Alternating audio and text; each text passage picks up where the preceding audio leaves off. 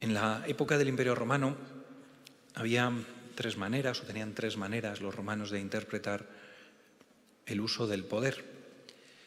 Uno era el imperium, otro era la potestas y otra la auctoritas. El imperium era como una especie de poder soberano que sobre todo tenían las personas que tenían la capacidad de mando, los cónsules, procónsules. La potestas era la autoridad que tenían, los políticos, la autoridad de gobernar. Y la auctoritas era la potestad que tenían los órganos consultivos, como eran el Senado y los juristas. En estos dos últimos se basaba el Estado romano, que era un equilibrio entre la potestas, el gobierno, y entre la auctoritas, los órganos consultivos. La potestas, los órganos de gobierno, mandaban y la gente obedecía. La potestas es el poder de se hace porque yo lo digo, ¿no? Porque yo lo mando. La auctoritas es una especie de autoridad moral, ¿no? un respeto, un respeto que uno se gana por algo, ¿no? En el caso del Senado de los juristas eran porque eran personas sabias, que ellos daban su consejo a la autoridad política, de gobierno, a la potestas, y así se compensaba. Tenía esa autoridad moral y, por lo tanto, esas leyes no eran se hacían porque yo lo digo, sino que la gente lo seguía porque estaba respaldado por una autoritas, por una autoridad moral, por una buena fama, por un sentido de responsabilidad, por un bien hacer. En este contexto del Imperio Romano, nos dice el Evangelio de hoy que Jesús va a Cafarnaún y empieza a predicar. Y todos los que estaban allí, dice que estaban asombrados de su enseñanza, porque enseñaba con autoridad, no como los escribas. Es decir, los escribas tenían la potestas, tenían el poder de decir qué es lo que había que hacer, de interpretar la ley de los judíos y cómo que había que obrar, etc. Jesús, siendo Dios, no utiliza el poder, y lo tenía, porque era Dios hecho hombre. Él utiliza la autoridad, que es justamente lo contrario al autoritarismo. Insisto, autoridad es ese ser aceptado por los demás, ese respeto, esa dignidad, pero que uno se ha ganado. No es porque yo ordeno y mando. Traducido a nuestros tiempos o a nuestras circunstancias, un padre o una madre, un sacerdote, un político, director de una empresa o de un departamento, tiene la potestas por el mero hecho de serlo. Pero la autoritas hay que ganársela. La autoritas es, insisto, ese respaldo, ¿no? Ese respaldo moral, esa buena fama, eso que se ha ganado uno y por eso me hacen caso. A Jesús le hacían caso no por los escribas, no como los escribas imponían y no llegaban al corazón de la gente. Jesús utilizaba autoridad y eso sí se ganaba el corazón de la gente y por eso la gente le hacía caso. ¿Cuáles son esas tres claves? Por decir tres claves que se basaban o que tenían como fundamento esa autoridad de Jesús y que nos pueden ayudar. En primer lugar, Jesús utiliza una autoridad entendida como servicio humilde y eso le da autoridad.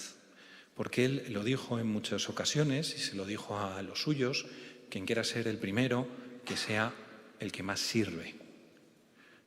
Y en eso se basa la autoridad, en servir. Cuanto más jefe uno es, más debe servir, en la lógica de Cristo. Cuanto más uno tiene que mandar, más tiene que servir. Y Jesús lo mostró en la última cena, lavando los pies a sus discípulos, y lo mostró también, sobre todo, en la cruz, entregando toda su vida. Jesús entendió toda su vida como un servicio. Por eso tenía autoridad. No porque iba mandando, ¿no? Ni iba con el látigo, sino porque servía. En segundo lugar, otra clave para vivir en esa autoridad de Jesús es que Él tenía cercanía a la gente. Los escribas, los maestros de la ley, iban con sus amplios ropajes, todos muy elegantes, pero iban mirando a la gente por encima. No se acercaban a los leprosos, no se acercaban a los que sufrían. En cambio, Jesús no tenía problema. Y eso le da autoridad, porque se acerca a la gente.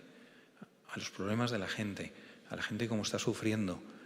Y Jesús cura a los leprosos, les toca, no tiene miedo en tocarles, escucha a los niños, va a comer con amigos y le da igual que le digan que le difamen diciendo que es un comilón y un borracho. Él está con la gente y eso da autoridad. Él no habla desde la teoría de un despacho, él habla desde el conocimiento vivencial de las cosas, de las experiencias, de la situación de la gente, y eso le da autoridad. Y en último lugar, Jesús tiene coherencia. Jesús vivía lo que decía, y eso da autoridad también, da autoridad. Jesús tenía esa unidad entre lo que pensaba, lo que sentía y lo que hacía.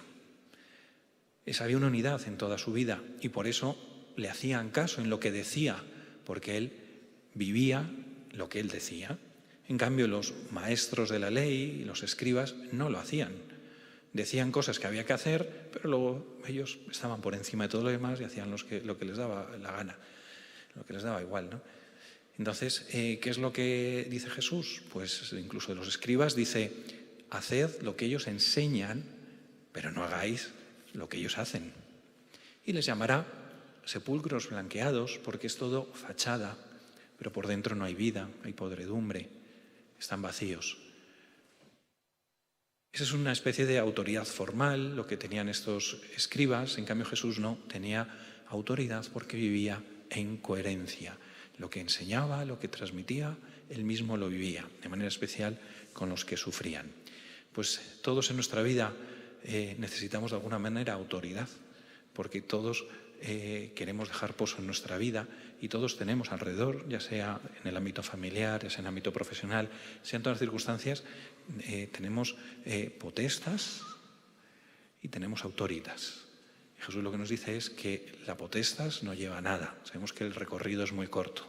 O sea, lo que realmente funciona es la autoritas, la autoridad. Y aquí tenemos estas tres claves que Jesús vivía para fortalecer su autoridad y que nos pueden ayudar. Entender como un servicio humilde, servir a los demás, entender la autoridad como esa coherencia de vida y, en tercer lugar, estar con la gente, no hablar desde la teoría, no hablar desde el despacho, escuchar a los demás para poder realmente dar soluciones a las inquietudes de la gente. ¿Con quién puedes tener un detalle especial de servicio hoy?